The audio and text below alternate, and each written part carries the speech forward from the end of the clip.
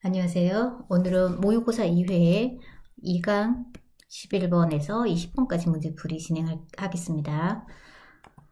11번 먼저 살펴보시면 고객만족 경영 혁신을 위한 성공 요소를 찾는 거죠. 성공 요인이 총 아마 7가지로 아마 제시가 되어져 있을 텐데 그중 여기에 해당하는 거 리엔지니어링, TQM, 식스시그마, 지식경영, 아웃소싱, 벤치마킹 이러한 단어를 듣는 순간 떠오르는 단어가 있어야 되겠죠. 그죠?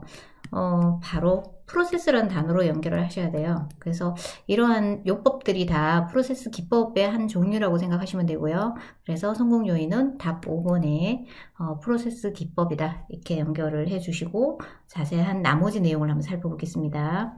우리가 총체적인 고객 만족 경영 혁신의 성공 요인을 총 5가지네요. 5가지로 제시를 했죠.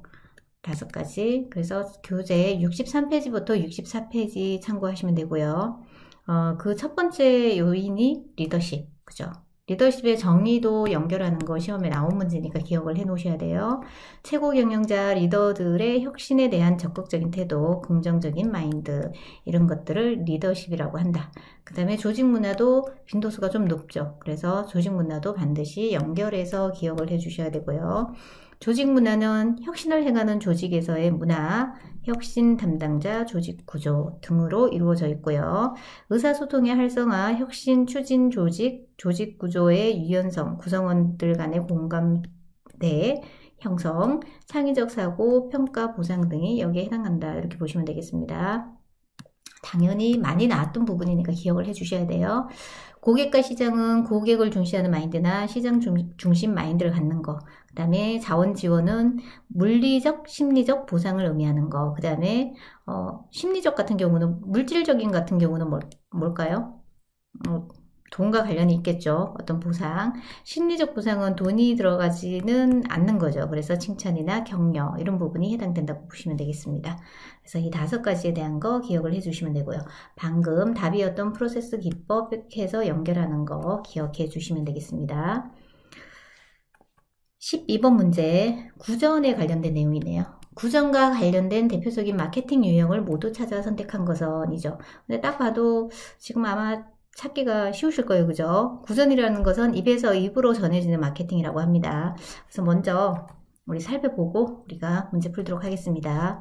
자, 구전의 유래를 먼저 살펴보면 연도까지 외우실 필요는 없습니다. 화이트라는 사람이 고전적 마케팅 연구에서 구전이라는 단어를 처음 사용했다. 그래서 화이트라는 사람 이름도 모르셔도 돼요. 그렇지만 예시로는 설명이 나옵니다. 처음 사용했는데 봤더니 그 연구 현상에서 뭐가 났다? 에어컨을 설치한 집에 군집 현상이 나타났다라고 보는 거예요. 그래서 어떠한 곳에 A라는 마을이 있습니다. 그래서 에어컨을 샀는 집들을 살펴보니까 이렇게 형성이 되어져 있더라는 거예요. 그래서 여기 간에 이 군집 간에 무엇이 일어났다는 거죠? 사회적인 커뮤니케이션이 일어났기 때문에 내가 써봤더니 좋아, 옆집 사고 또 좋아 이렇게 해서 군집 현상이 이렇게 나타났다라는 것을 우리가 구전이란 단어로 표현을 했는 거예요. 그래서 구전의 정의는 우리 모의고사 1차 10번 문제에서 풀었어요. 그래서 아마도 그때 아마 설명을 다 드렸을 거예요. 그래서 이 부분은 패스를 합니다. 그리고 구전 마케팅의 유형도 앞에서 설명을 다 드렸습니다. 그렇지만 한번 볼까요? 그래서 구전 마케팅의 유형은 입에서 입으로 전달을 하기 때문에 바이럴 마케팅 또는 입소문 마케팅이라고도 하죠. 그죠? 바이럴 마케팅이 바이러스 마케팅 그래서 어떤 뜻을 가졌을까요? 널리 퍼뜨린다. 그죠? 그 다음에 버즈 마케팅은 뭐라고 했죠? 버즈 자체가 꿀벌이라고 했죠. 꿀벌들은 많이 모여서 윙윙거리면서 다닌다고 하여서 마치 사람들이 웅성웅성하는 소리와 같다 해서 버즈 마케팅이라고 합니다. 그래서 앞에 돌아가서 봤더니 해당하는 게 뭐가 있어요? 버즈 마케팅, 바이럴 마케팅. 그래서 가와 다가 해당하겠죠. 그죠? 그래서 답은 1번이 되겠습니다.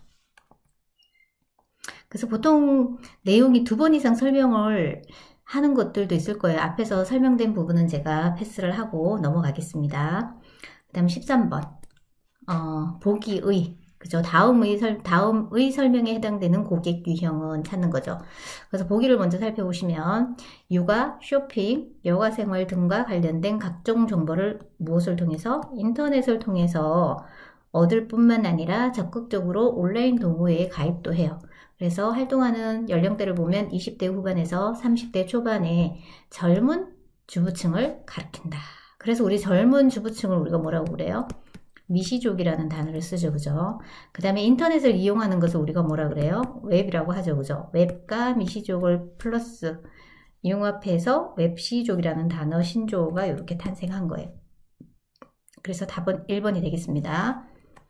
그래서 그 외에 프로슈머, 얼리 어댑터, 그 다음에 베타 테스터, 그 다음에 호모 에코노미쿠스는 아마 설명을 했을 텐데 한 번 더 보기로 할게요. 우리가 고객 펌주에서 참여 관점에 따른 분류를 보면 고객이 참여 스타일이 어떤가에 따라서 직접 참여하면 1차 고객 또는 직접 고객이라고 해요. 그 다음에 간접적으로 참여하는 고객도 있겠죠. 그죠? 가장 대표적인 간접 고객 같은 경우는 우리가 자동차를 살 때 바로 대리점에서 우리가 구매할 수가 없죠. 그죠? 누구를 거쳐야 되죠? 딜러를 거쳐서 구매를 한다. 이런 경우에 이제 최종 소비자 또는 2차 소비자로 그러니까 한 단계 딜러를 거쳐서 다시 이쪽으로 오는 거예요. 그래서 간접 고객이 된다고 보시면 돼요. 보험도 마찬가지죠. 보험도 마찬가지로 우리는 간접 고객에 해당된다 이렇게 보시면 되겠습니다. 공급자는 읽어보시면 될 것 같고 내부 고객은 회사 내부의 종업원들 그죠? 그다음 법률 규제자 소비자 보호나 관련 조직의 운영에 적용되는 법률을 만드는 의회나 정부 국가에 해당되겠죠. 그죠? 그 다음에 경쟁자 파란색은 시험 문제 한 번씩 다 나왔어요. 그 다음에 내부 고객도 초창기에는 이게 용어 정의로 시험 문제 나온 문제입니다. 간접 고객도 나왔고요. 근데 아주 예전 문제라서 섞여서 나올 수도 있으니까 기억을 해주시고 외우는데 어렵진 않습니다. 그 다음 법률 규제자는 빈도수가 좀 높아요. 경쟁사도 빈도수가 좀 높아요. 전략이나 고객 관리 등의 중요한 인식을 심어주는 고객을 우리가 경쟁자라고 한다. 그래서 경쟁자 기억하시고요. 그 다음에 빈도수가 엄청 높은 의견 선도 고객, 그 다음에 의사결정 고객 기억하셔야 되죠. 그죠? 두 개의 차이점은 똑같이 뭔가를 알려주긴 해요. 정보를. 그죠? 알려주긴 한데 전문가 집단인가 또는 개인인가에 따라서 달라진다라는 거예요. 의사결정에 영향을 미치긴 하지만 의견 선도 고객 같은 경우는 어때요? 소비자 보호단체나 기자, 평론가, 전문가 집단이에요. 그 부분에 대해서 전문적인 지식을 갖추고 있는 사람들. 그러한 사람들이 제품이나 서비스를 구매하기보다는 뭘 하는 사람이에요? 평판이나 심사, 모니터링 등에 영향을 미치는 집단이다. 이렇게 기억을 하시면 되고요. 그래서 시험 문제에서는 이렇게 연결해서 정의가 시험 문제 한 유형으로 나오고요. 그 다음에 또 뭐가 나올까요? 딱 봐도 여기 파란색이 2개, 3개, 4개 딱 있죠. 그러면은 우리가 오지선다니까 문제 내기가 무척 쉽다. 그죠? 그래서 의견 선도 고객에 해당하지 않는 것, 연예인 선택하는 게 실제 문제였습니다. 기억하시면 되고요. 의사결정 고객 같은 경우는 영향을 미치긴 해요. 근데 직접적으로 제품이나 서비스를 구입하거나 돈을 지불하지는 않지만 1차 고객이 선택하는 데 커다란 영향을 미치는 개인 또는 집단이에요. 그래서 구분을 해 주시면 되겠습니다. 한계 고객도 빈도수가 엄청 높죠. 시험부터 빨간색이라는 건 시험 문제 나올 확률이 매우 높은 거예요. 디마케팅 대상이 되는 고객으로 자사의 이익 실현에 마이너스를 초래하는 고객이다. A라는 소비자한테 물건을 파는데 우리가 물건값이 500원이라고 생각을 하면요. 이 고객한테 판매하는 데는 돈이 500원을 받아서 내가 이익을 남겨야 되는데 마이너스 200원 정도가 된다. 그러면 팔아서 마이너스를 초래하면 어떻게 해야 돼요? 고객 명단에서 제외시켜야 되겠죠. 거래를 해약을 해야 되잖아요. 해약을 유도해야 되는 고객이다. 이렇게 보시면 돼요.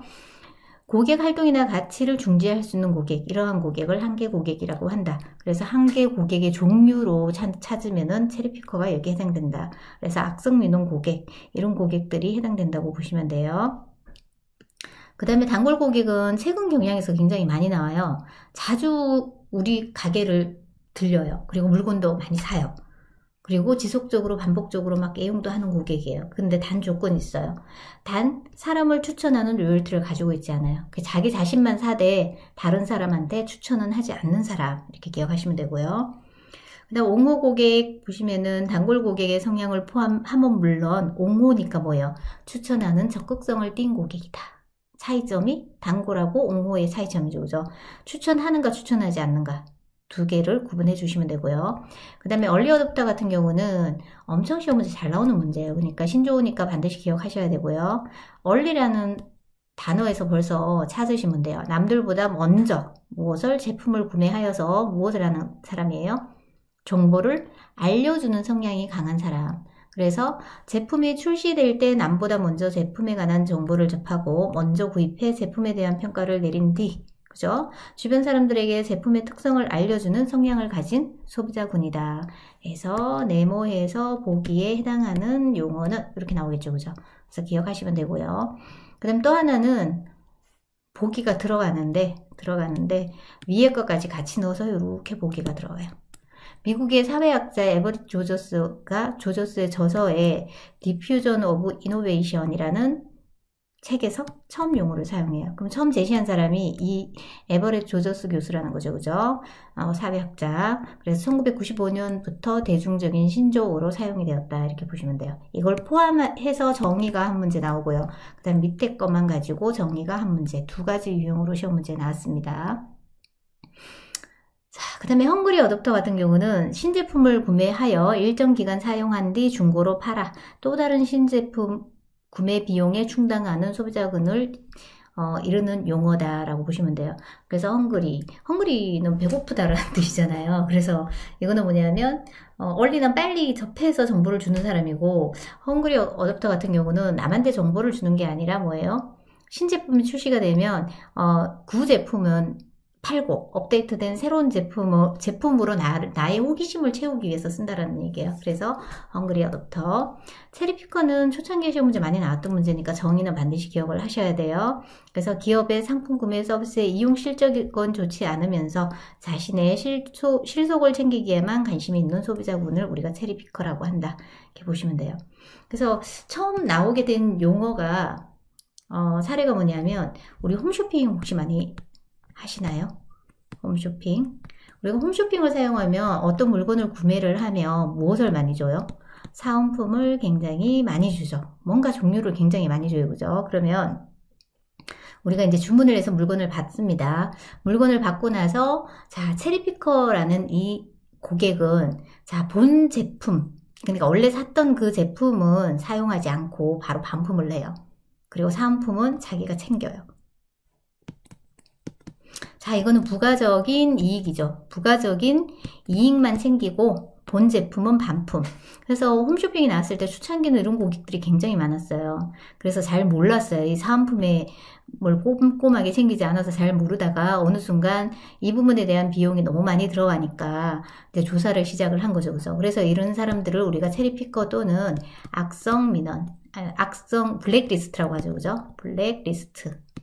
에 올려서 홈쇼핑에서 다 공유를 해서 서로 이런 고객은 주문을 받지 않는 그런 사례도 나왔습니다. 그래서 처음 유래가 된 거는 홈쇼핑에서부터 시작이 되었다고 보시면 돼요. 자, 그 다음에 웹피족은 방금 풀었던 문제죠. 그죠?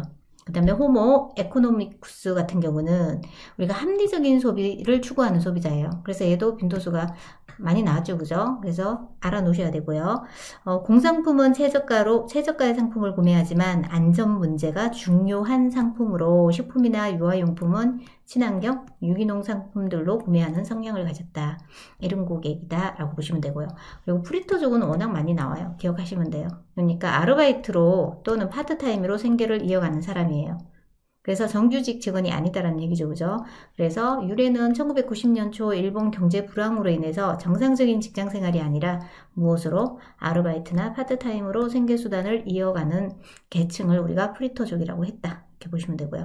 그 다음에 메스클로 시버트 같은 경우는 우리가 VIP 개념을 넘어서 이거는 VVIP 개념을 도입해서 고객을 무엇로 하자는 거죠? 차별화하자는 전략에 해당된다. 이렇게 보시면 되고요. 그 다음 코크닝족 같은 경우는 우리가 전략 파트에 서 문제가 나와요. 용어가. 자, 코큰 그러면 이게 누에 고치예요. 영어로. 우리가 애니메이션 만화를 보시면 우리가 누에 고치가 요렇게 생겼죠. 그리고 안에가 흰색으로 폭신폭신 하잖아요. 그죠? 근데 만화 캐릭터가 여기 들어가서 자요. 이걸 침대로 쓰죠. 그죠? 침대. 근데 뭔가 굉장히 안락한 공간이잖아요. 그래서 안락한 공간인 집에서 혼자 운둔하는 사람을 우리가 코크닝족이라고 해요. 그래서 이러한 사람들은 바깥 세상에 관심이 없어요. 그죠? 외출도 하지 않습니다. 안락한 집에서 생활을 하면서 인터넷으로 무엇을 한다? 물건을 구입한다. 그래서 외출을 할 필요성이 없는 사람들이에요. 그래서 집안에서 안 나오는 사람이죠. 그죠? 그래서 희끼고무리도 여기에 해당된다고 보시면 돼요. 그래서 코크님족, 그 다음에 딩크족, 루비족. 자, 여기서 시험 문제는 포미족이 초창기에 나왔고요. 딩크족은 그냥 다 알고 계시죠? 수입은 2배, 그죠? 더블 인컴이지만 아이를 갖지 않는다. 노 키즈. 그죠? 루비족 같은 경우는, 여기 보시면 40, 50대 여성인데, 예전에 전통적인 아줌마라는 우리 이미지는 어떻게 자제했나요?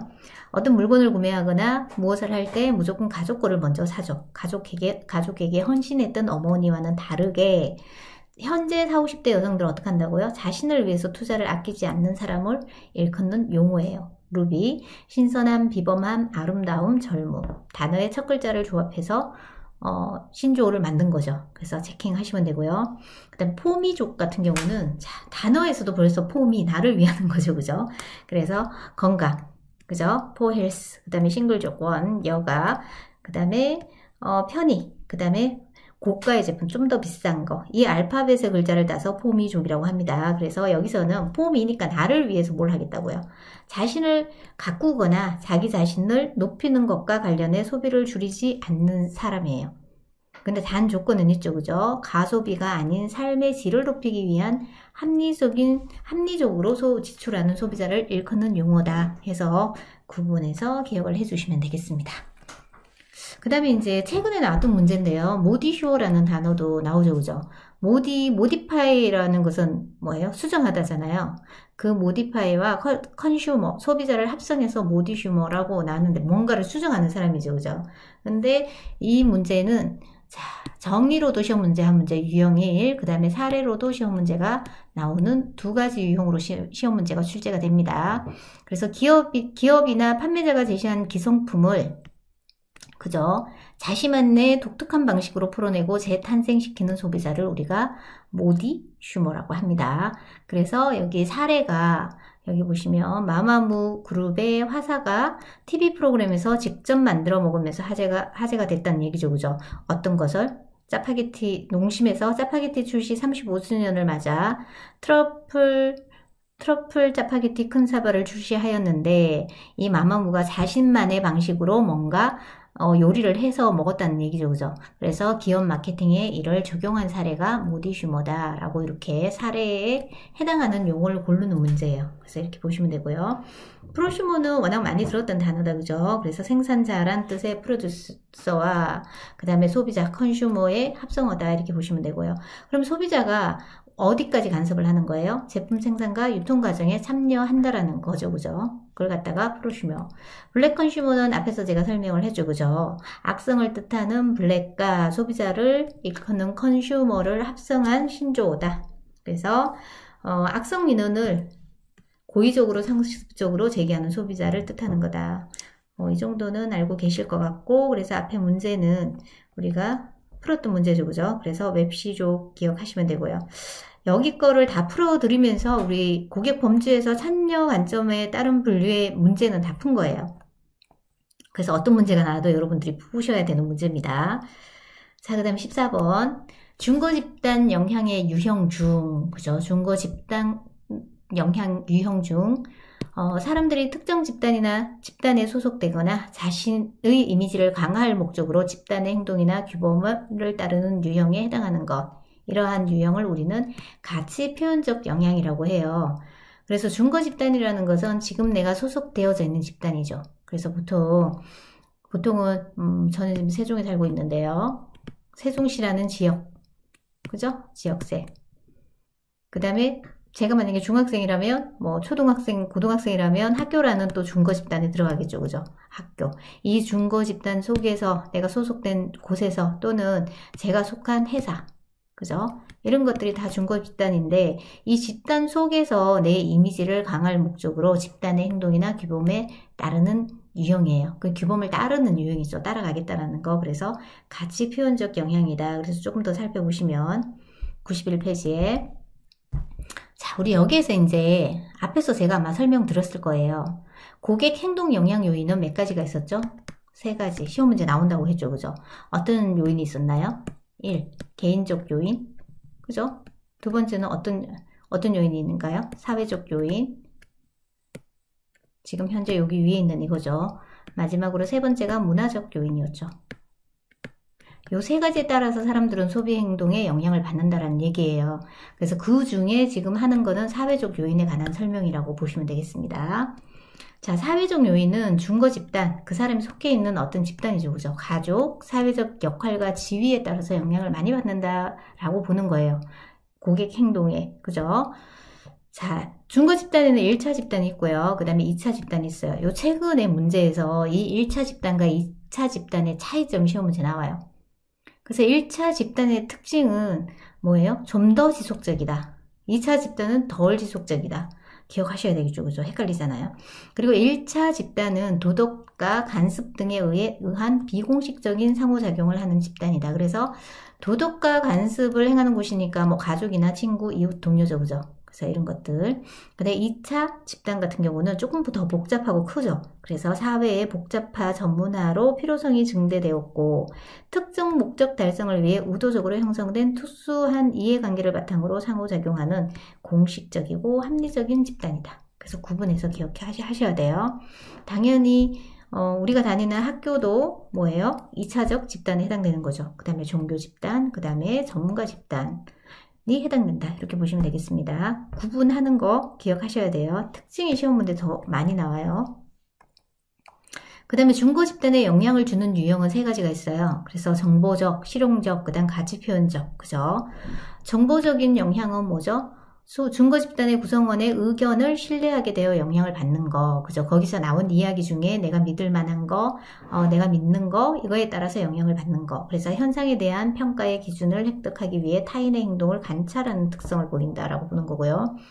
그 다음에 실용적 영향 같은 경우는 소비자가 보상을 기대하거나 처벌을 피하기 위해 다른 사람의 기대에 순응하고자 할 때 영향을 받게 된다. 그래서 실용적 시험 문제 나왔고요. 그 다음에 가치 표현, 방금 시험 문제죠. 그 다음에 가치 표현은 지금 봤으니까 이제 하시면 되고요. 그럼 다른 한 가지 유형의 문제가 뭐가 나올까요?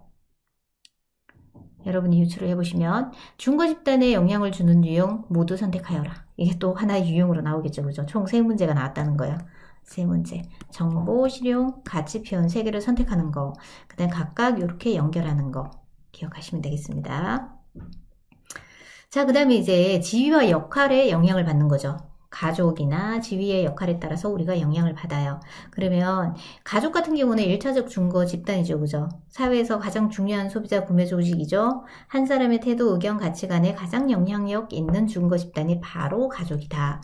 그러면 의사결정 단계에서 가족 구성원의 역할은 어떤 역할을 했어요? 당연히 또 시험 문제 나왔겠죠. 정보 수집자, 그 다음에 영향력 부여자, 그 다음에 의사결정자, 구매 담당자, 소비자 이런 역할을 하고요. 그 다음에 역할과 지위 같은 경우는 집단 내에서 개인의 위치가 영향을 준다라는 거죠. 그래서 만약에 대학교다 학생일 때와 그 다음에 교수일 때 당연히 달라지겠죠. 그죠?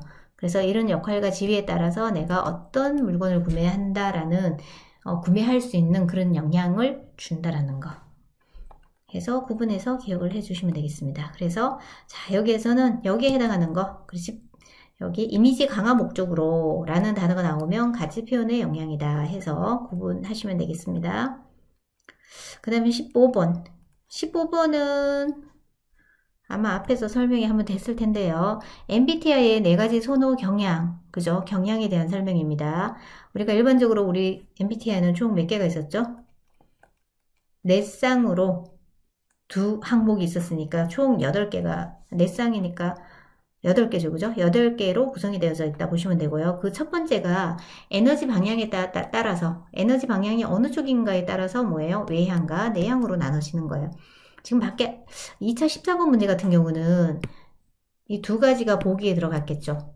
그죠? 그러면 외향형과 내향형 이렇게 나오겠죠. 그죠? 폭넓은 대인관계를 유지하며 사교적이고 정열적이다. 외향. 내향적이다 그러면 보통은 우리가 뭐라고 생각해요? 굉장히 그 사람이 좀 신중하고 그 다음에 뭐 깊이 있는 대인관계를 유지한다. 그래서 외향과 내향의 차이는 에너지의 방향이 밖으로 향하는가 또는 내 안으로 향하는가에 따라서 다르다는 얘기예요. 그래서 대표적인 표현은 한번 읽어보시면 될 것 같고요. 그 다음 무엇을 인식하는가에 따라서 감각이다, 직관이다 이렇게 나눠지죠. 그죠? 그래서 감각형 같은 경우는 이제 오감에 의존하며 실제 경험을 굉장히 중요해요. 그리고 현재가 중요한 사람이에요. 그죠? 그리고 정확과 철저히 일 처리를 하는 스타일은 감각. 그 다음에 직관형 같은 경우는 육감 내지 영감에 의존하며 미래지향적인 사람. 그죠? 가능성과 의미를 추구하며 신속 비합적으로 일을 처리하는 사람. 그래서 아이디어가 좀 많은 사람이 직관형이 되겠죠. 그렇게 구분을 해주시면 되고요. 그래서 여기도 보시면은 대표적인 표현에서 감각과 직관의 차이점이 딱 나와요. 자, 감각은 현재가 초점이에요. 직관은 미래 이게 어떻게 쓸까? 이렇게 보는 거예요. 그죠? 실제 경험이 중요하죠. 감각에서는. 직관은 아이디어가 중요한 거고요. 그 다음에 여기 보시면 감각형 같은 경우는 전체를 봐요. 아직이 핵심을 봐요. 그래서 나무를 보려고 하는 성향이 강하고요. 직관형은 숲을 보는 경향이 더 커요. 근데 이게 좋다, 이게 나쁘다는 아니죠. 그죠?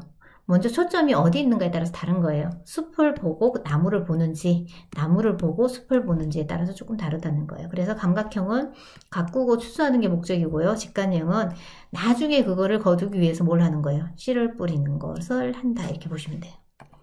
그다음 어떻게 결정하는가에 따라서 판단 기능, 그래서 사고형과 감정형. 자, 사고형은 핵심 키워드가 논리적이고 분석적이다. 기억하시고요. 그 다음 감정형은 상황적이며 정상을 참작한다. 그래서 보면 사고형은 논리적이고 분석적이니까 어떻게 써요? 원리 원칙. 맞다 틀리다. 그죠? 그리고 논고가 중요하다. 논리가 중요한 거예요. 굉장히 규범을 중시하겠죠. 기준이 중요한 거. 기준에 딱 맞아야 되는 사람. 근데 감정형 같은 경우는 상황적이며 정상을 참작한다 이렇게 돼 있잖아요. 그러면 사람과의 어떤 관계가 굉장히 중요한 거예요. 그리고 상황적이고 포괄적이다. 좋다, 나쁘다로 표현을 해요. 그리고 나에게 주는 의미가 중요하다 해서 조금 굉장히 달라요. 그러면 감정형이다 그러면 굉장히 융통성 있겠죠. 융통성이 있다고 볼 수 있겠죠. 근데 반면에 이 융통성이 너무 지나치면 뭐가 돼요?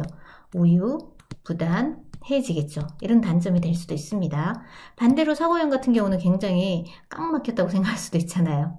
그죠? 근데 어떨 때는 이게 맞을 때도 있고요. 그래서 어느 게 좋다, 나쁘다가 아니라 장단점이 있다. 이렇게 보시면 되겠습니다. 그 다음에 생활 양식에 따라서 판단형이다, 인식형이다. 자, 판단형은 목적과 방향이 이미 있어요. 그죠? 분명하게. 그래서 사전에 계획하고 체계적인 사람. 그죠? 여행을 갈 때도 사전에 계획해서 체계적으로 계획한 바대로 실행하는 사람. 그죠? 그래서 이 사람은 정리정돈과 계획을 굉장히 잘하는 사람이죠. 그죠? 그 다음에 분명한 목적의식과 방향감이 있는 사람이에요. 그리고 신속한 결과를 가지고 오겠죠. 근데 인식형 같은 경우는 목적과 방향은 있어. 그죠? 그런데 그것을 도달하기 위해서 변화 가능하고 상황에 따라 일정이 달라지며 자율적이고 융통성이 있어야 된다고 생각하는 거예요. 바뀔 수도 있다고 생각하는 거예요. 그래서 상황에 맞추는 개방성을 가지고 있고요. 어떻게 보면 인식형은 굉장히 융통성이 있다 이렇게 볼 수 있겠죠. 그죠? 그 다음에 이해로 수용하고요. 그 다음에 융통과 적응. 그죠? 목적과 방향은 언제든지 변화할 수 있고요. 재량에 따라서 처리될 수 있는 포용성이 있다. 그래서 이 8가지가 반대국부들이 서로 이게 좋아 저게 나빠 이게 아니라 좀 다른 부분이 있고 이런 면이 너무 지나치면 이런 문제가 생기고 너무 부족해도 이런 문제가 생기구나 이렇게 보는 거죠. 그죠? 그러면 각각의 특징을 살펴봤는데 쇼핑 시 판매자 관심으로부터 부담감을 느껴 혼자 상품을 선택하는 것을 선호한다. 여기까지 딱 읽고 난 다음에 우리는 어떻게 해야 돼요? 바로 내형형을 선택하시면 되죠. 그죠? 단, 이 사람이 제품에 만족을 했다 그러면 굉장히 충성 고객이 될 가능성이 높다라고 보는 거예요. 그죠? 그래서 각각의 8가지는 다 시험 문제 잘 나오니까 잘 기억을 해주시면 되겠습니다. 고객관계 관리 전략 수립과 관련해 시장 매력도에 영향을 미치는 요인 중, 그죠? 산업 요인에 해당되는 내용을 보기에서 다음에서 찾아 모두 선택한 거죠. 모두 선택한 것은 찾는 거예요. 근데 생각나시나요? 우리 앞에서 이 124페이지에서 125페이지를 단계별로 설명을 제가 다 드렸을 거예요. 그러면 환경 분석 단계에서는 시장 매력도 분석을 해야 된다고 했죠. 그죠? 그 시장의 매력도를 분석할 때는 우리가 기업을 둘러싼 어떤 부분까지 경제적, 정치적, 법적, 기술적, 경쟁적 요인을 모두 파악해서 분석을 한다. 그죠? 그러면 이 매력도에 영향을 미치는 요인이죠. 그죠? 첫 번째 시장 요인이 있어요. 시장 요인에는 뭐가 있나요? 시장의 규모. 그죠? 시장의 성장성, 그 다음 매출의 순환성, 그 다음 매출의 계절성. 이게 시장성이죠. 그죠? 그래서 산업적인 요인은 신규 진입자의 위협. 굉장히 중요하죠. 그 다음 공급업자의 협상력, 경쟁자의 수준. 이 세 가지가 해당되는 거예요. 그 다음에 환경적인 요인은 기술환경, 경제적 환경, 정치적, 그 다음에 사회적 환경을 보는 거예요. 앞에 문제가 무슨 문제였죠? 산업 요인이죠. 그죠? 산업 요인에서는 어떤 부분? 경쟁자의 수준. 그죠? 그 다음에 공급업자의 협상력, 그 다음에 신규 진입자의 위협. 그래서 다, 바가 되겠죠. 그죠? 그래서 답은 5번이다. 이렇게 체킹을 해주시면 돼요. 당연히 여기 시장 요인도 시험 문제가 나왔다고 체킹이 되어 있죠. 그죠? 그러면 시장 요인에 해당하는 것을 모두 선택하여라. 뭐 이렇게 나오겠죠. 해당하지 않는 것은 이렇게 찾는 것도 나오겠죠. 그래서 유형별로 여러분이 구분을 해 놓으시면 돼요. 17번. 마케팅, 고객관계관리 전략 수립. 똑같은 포인트에서 문제가 나왔죠. 수립과 관련해 고객 분석에 있어 고객을 평가하는 방법 중 다음 설명에 해당하는 것은. 근데 여기 봤더니 특정 고객의 매출액, 순이익, 그 다음에 거래기간, 그 다음에 기간 등을 고려하여 기업에 얼마나 수익을 주는지 점수를 매겨 보는 거죠. 한글로 말하면 수익성 점수죠. 그래서 답이 2번이다. 이렇게 챙겨주시면 되겠습니다. 그래서 한번 분석 단계에서 우리가 고객을 평가하는 방법, 그래서 이 네 가지 중에 시험 문제는 수익성, 위험성, 커버리지, RFM 다 잘 나와요. 다 기억해 놓으셔야 돼요. 그죠? 방금 했던 게 수익성 점수인데 영어로 시험 문제가 나왔어요. 근데 한글로도 시험 문제 나왔어요. 기억하셔야 되겠죠. 그죠? 위험성 점수 같은 경우는 뭐예요? 특정 고객이 자세히 얼마나 나쁜 영향을 주는지를 보는 점수예요. 그 악성 민원 고객이 있죠. 악성 고객이 여기 해당하는 거. 그 다음 커버리지 점수도 시험 문제 빈도수 높습니다. 기억하셔야 돼요. 이거는 고객이 자세히 상품 중에 얼마나 많은 종류의 상품을 구매하는지를 나타내는 거예요. 만약에 애플 사다 그러면 우리가 스마트폰도 사지만 그죠? 폰도 사지만 또 무엇을 살 수 있어요? 워치도 산다. 그 다음에 패드도 산다. 몇 가지를 샀냐에 따라서 어떤 점수가 높다? 커버리지 점수가 높다. 이렇게 보는 거예요. 그 다음에 RFM 점수 같은 경우는 최근에, 그죠? 그 다음에 거래 빈도, 일주일에 3번, 일주일에 2번, 일주일에 5번. 이거에 따라서 왔을 때 돈을 얼마 쓰고 가는가, 구매 금액에 따라서 측정되는 고객의 점수다. 가장 좀 쉽게 우리가 체킹할 수 있는 점수죠. 그죠? 그래서 평가하는 방법 시험 문제 나왔고요. 그래서 2번이 답이고 4개 다 시험에 나올 수 있다. 기억하시면 되겠습니다. 그 다음 18번. 고객관계관리 도입 실패 요인 중 요인으로 가장 거리가 먼 것. 하나는 성공 요인이겠네요. 그죠? 딱 봐도 우리 여기 보시면 일부 부서가 아닌 전체 부서에 확장된 적용 그러면 이거는 성공이에요? 실패예요? 얘는 성공 요인이 되겠죠. 보통 실패하는 요인은 어떤 문제 때문에 생겨요? 일부 부서에서만 적용할 경우. 그래서 답은 4번이에요. 자, 138페이지 보시면은, 자, 실패 원인에 대해서 시험 문제가 1문제, 2문제, 3문제가 나온 거죠. 해당하지 않는 것은. 그죠? 일부 부서에서만 적용한 거, 그 다음에 정보 시스템 조직과 업무 부서 간의 협업이 부족하면, 당연히 협업이 잘 됐다고 나왔겠죠. 고객 중심이 아니라, 뭐요? 기업을 위한 CRM 하면 실패 요인이다. 그러면 똑같이 얘는 전사적 조직 적용, 그 다음에 여기서는 고객이라고 되어져 있겠죠. 그리고 문제 있는 업무의 프로세스를 자동화했을 때도 문제가 생긴다 해서 이 정도로 기억을 해 놓으시면 되겠습니다. 그래서 총 3문제 유형, 3문제 체킹을 해 놓으셔야 되겠죠. 그 다음 19번 ECRM의 구성 요소 중 인터넷상, 이거는 읽어보고도 바로 문제 풀 수 있습니다. 인터넷상에서 상품이나 서비스를 온라인으로 판매하기 위한 활동이나 여기에서 필요한 수단은 우리가 e세일즈라고 하죠. 그죠? 그러면 이 CRM의 구성 요소를 먼저 살펴보면 첫 번째, 이 마케팅이 있고요. 그 다음에 이 서비스가 있고, 그 다음에 이 세일즈가 있고요. 하나는 이 커뮤니티가 있어요. 그리고 또 하나가 있죠. 이 세커리티. 그래서 우리가 인터넷에서는 우리가 보안도 중요하다. 그죠? 요즘 굉장히 이런 부분에 문제가 굉장히 많이 생겼잖아요. 그죠? 그래서 보시면 되고요. 각각에 대한 것은 우리가 한번 살펴볼게요. 간단하게. 이 마케팅 같은 경우는 고객 정보를 수집하고 분석하여 잠재 고객을 확보하는 마케팅 전략이다. 뭐 요 정도만 보시면 되고, 그 정보를 이용해서 우리가 뭘 하는 거예요? 이벤트 마케팅도 하고요. 그 다음에 이메일이나 문자 메시지를 보내는 거. SNS 마케팅을 더 많이 하는 거죠. 그죠? 그래서 설문조사나 이벤트 마케팅보다는 무엇을 사용한다? 이메일이나 문자 메시지 마케팅에 더 주력을 한다. 이렇게 보시면 되고요. 그 다음에 이 서비스 같은 경우는 인터넷에서 고객에게 제공되는 서비스를 관리하는 활동이다. 똑같이 그냥 일반 서비스하고 똑같다고 보시면 돼요. 근데 어디에서 한다는 거예요? 인터넷에서. 그죠? 그래서 이렇게 챙기면 되고요. 고객의 문의나 불만 상황에 따른 고객 서비스 센터를 확보하고 고객의 유형에 따른 맞춤 서비스를 제공하는 기능을 포함한다. 이렇게 연결하는 문제가 낮다는 얘기죠. 그죠? 이렇게 챙기면 되고요. 그 다음에 이런 걸 할 수 있는 세부 항목이 뭐예요? Q&A. 그죠? FAQ, AS 및 환불 정책 이런 것들, 뭐 고객 관심에 대한 의견에 대한 피드백을 해주는 거, 그죠? 뭐 여러 가지. 그 다음에 장 바구니 기능도 여기에 해당된다고 보시면 돼요. 자, 그 다음에는 이세일즈 방금 했던 거죠, 그죠? 인터넷상에서 판매를 지원하는 거, 이 정도로 보시면 되고요. 근데 이 커뮤니티 같은 경우는 여기서 게시판 같은 걸 제공을 하죠. 기업에서는. 그래서 웹사이트나 쇼핑몰, 그죠? 이게 쇼핑입니다. 쇼핑몰 사이트에서 동호회 활동을 지원하고 다양한 문화생활 정보 및 온라인 뉴스레터를 제공하는 등, 그죠? 이러한 요소 등이 이 커뮤니티의 중요한 항목이다 해서 이렇게 연결하는 시험 문제가 실제로 나온 문제니까 기억해 주셔야 되겠습니다. 그 다음에 이 세커리티 보안 같은 경우는 요즘 해킹, 여기서 보면 개인정보 유출, 바이러스 피해, 그 다음에 사생활 침해나 개인과 국가 및 그죠? 기업 및 국가 정보의 해킹 등의 부정적인 사회적인 문제가 대두되었기 때문에 우리는 보안에 신경을 써야 된다. 이렇게 보시면 돼요. 그래서 개인정보 보호죠, 여기서는. 그래서 이런 것들을 중점적으로 관리를 해야 된다. 이렇게 보시면 되겠습니다.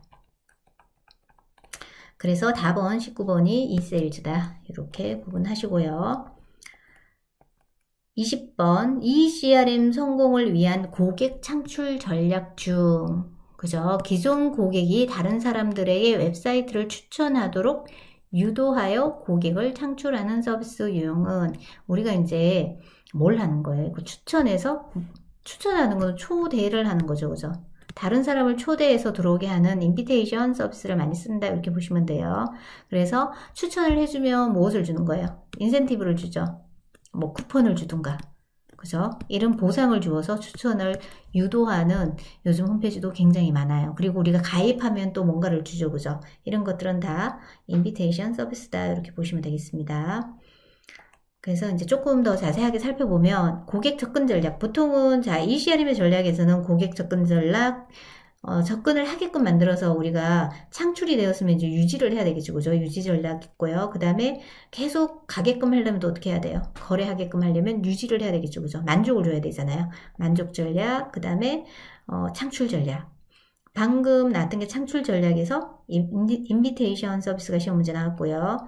그러면 첫 번째 이제 접근을 하기 위해서는 우리가 퍼미션 마케팅을 하는 거죠. 그죠? 그래서 이 퍼미션 마케팅의 용어가 시험 문제 잘 나오는 문제예요. 이건 뭐냐면 고객에게 강요하는 느낌 없이 어떻게 하는 거예요? 접근, 다가가는 거. 그죠? 가장 중요한 키워드가 강요하는 느낌을 들지 않게 다가서는 거. 그래서 허락을 받는 거예요. 그래서 고객에게 기업이 접근하는 것을 허락받는 것을 우리가 퍼미션 마케팅 용어로 기억하시면 되고요. 그 다음 옵트인 메일 서비스가 또 시험 문제 잘 나와요. 이거는 퍼미션 마케팅 중에 하나죠. 그죠? 메일을 이용해서 고객한테 무엇을 받는 거예요? 수신을 허용해 주세요. 이거죠. 그죠? 그래서 동의를 구한 사람들에게만 무엇을 보내는 거예요? 광고성 메일을 보내주는 거. 이걸 갖다가 옵트인 메일 서비스라고 합니다. 일반적으로 이제 사이트에 회원으로 가입할 때, 그죠? 광고 수신 여부와 필요로 하는 정보를 등록함으로써 누구한테 허가받은 사람에게만 이메일을 발송하는 서비스다. 이걸 갖다가 옵트인 메일 서비스다라고 보는 거예요. 그래서 이용은 워낙 잘 나오는 문제니까 반드시 기억해 주셔야 되고요. 최근에 이제 정크 메일이라는 게 시험 문제 나와요. 정크 메일 같은 경우는 스팸 메일이라고 생각하시면 돼요. 그래서 고객이 수신을 허락하지 않은 메일입니다. 그래서 스팸 메일로 처리되므로 이용자가 원하는 유익한 정보만을 보내어 기업 이미지를 긍정적으로 만들 수 있는 기회가 되어야 된다. 이렇게 보는 거죠. 그래서 정크 메일 기억하시면 되고요. 그 다음에 유지하기 위해서는 인센티브 줘서 유지하게 하는 거, 추가적인 혜택, 그 다음에 개인화 서비스 주는 거, 그래서 1대1 서비스를 제공하는 거, 원스톱 쇼핑 같은 경우는 소비자가 상품을 구매할 때 한 곳에서 마칠 수 있게 해주는 거, 레커멘데이션 같은 경우는 추천이에요. 그래서 상품을 추천하게 해주는 게 레커멘데이션이 시험 문제 나온 거, 인센티브도 시험 문제 나왔는 거. 그 다음에 만족을 주기 위해서는 어드바이스 서비스. 어드바이스는 우리가 어드바이스 준다 이런 말을 쓰죠, 그죠? 이거는 뭐냐면 길을 열어주는 거죠. 뭔가 조언을 주는 거. 고객이 상품 구입을 망설이고 있을 때 사람이 직접 질문에 답하거나 안내해 주는 거, 그죠? 서스펜션은 시험 문제 잘 나오니까 기억하시고요. 우리 간신 품목이나 찜 상품 기능을 추가하는 거, 장바구니 기능 이런 것들이 여기에 해당된다 보시면 돼요. 그래서 고객이 상품 정보를 개인 홈페이지에 기록해 둘 수 있도록 해주는 서비스, 일반적으로 모든 사이트에 다 있죠, 그죠? 그래서 서스펜션. 그 다음에 매스 커스터마이즈 서비스 같은 경우는 맞춤 서비스라고 생각하시면 돼요. 개별 고객의 원하는 사양을 가진 제품을 제공하는 거. 그래서 저스트 인타임 같은 경우는 정시, 그죠? 시간이나 장소에 구애받지 않고 고객의 상황에 맞추어 상품을 제공하는 서비스다. 그죠? 그 다음에 리마인드 서비스는 워낙 많이 들어보셨죠? 리마인드 웨딩이라는 데서 많이 들어보셨죠? 그죠? 리마인드라는 거는 뭐죠? 추억을 되새기는 거잖아요. 어떤 기념일을 되새기거나 그런 것이죠. 그죠? 고객의 과거 구매력이나 속성으로부터 향후 행동을 예측하거나 기념일 등을 등록하도록 유도하여 이를 이용하여 상품이나 구매를 촉진하기 위한 전략이다. 그래서 고객님 생일 축하합니다 해서 뭔가 이메일을 보내거나 초대 메일을 보내거나 쿠폰을 주거나 뭐 이런 것들이 해당되겠죠. 그죠? 그래서 리마인드 서비스도 시험 문제 잘 나오는 문제니까 기억하시고요. 그 다음 고객 창출 전략 같은 경우는 자, 인비테이션은 방금 했고요. 그 다음에 커뮤니티 서비스가 있죠. 그죠? 그래서 우리가 정보를 제공해 주는 거. 그래서 고객을 창출하기 위해 게시판 기능을 두어서 이용자 상호간에 무엇을 하는 거예요? 정보 교환을 할 수 있게 해주는 걸 커뮤니티 서비스라고 합니다. 이것도 시험 문제 잘 나오는 거.